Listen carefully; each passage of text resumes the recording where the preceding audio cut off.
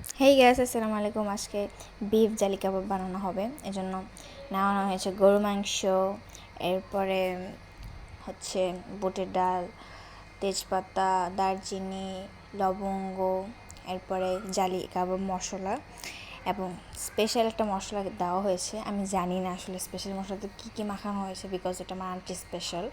এরপর আদা রসুন পরিমাণ মতো লবণ, এরপরে পানি দিয়ে ভালো করে এটাকে বয়ল করে নিতে হবে যতক্ষণ না পর্যন্ত একদম ঠিক, একদম একদম গাঢ় এরকম করে নিতে হবে। এরপর এটাকে ব্লেন্ডারে ব্লেন্ড করে এরকম ম্যাশ করে নিতে হবে।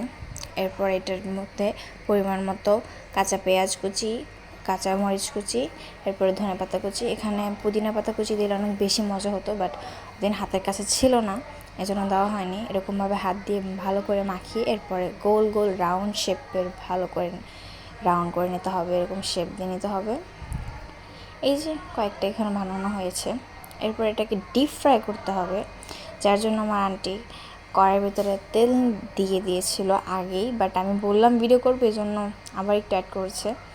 এরপরে ভালো করে এগুলোকে ডিপ ফ্রাই করে নিতে হবে, এই জন্য আমার আন্টি যেখানে দিয়ে দিচ্ছে আর আমি জাস্ট ভিডিও ক্লিপ নিচ্ছি। ভালো করে ভেজে নিয়ে হয়ে গেল জালি কাবাব। অনেক মজা ছিল কাবাবটা, ট্রাই করবেন অবশ্যই। বাই, আল্লাহ হাফেজ।